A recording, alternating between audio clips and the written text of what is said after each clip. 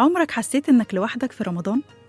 في ناس كتير في رمضان بيكونوا بعيد عن أهلهم، متغربين أو عايشين لوحدهم.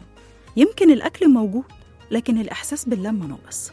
مكالمة بسيطة قبل الفطار ممكن تغير ده كله.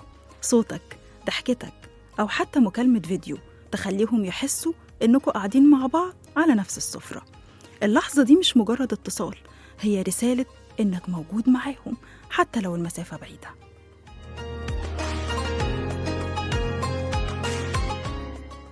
رسالتنا النهاردة: افتكروا حبايبكم اللي بعيد، كلموهم قبل الفطار.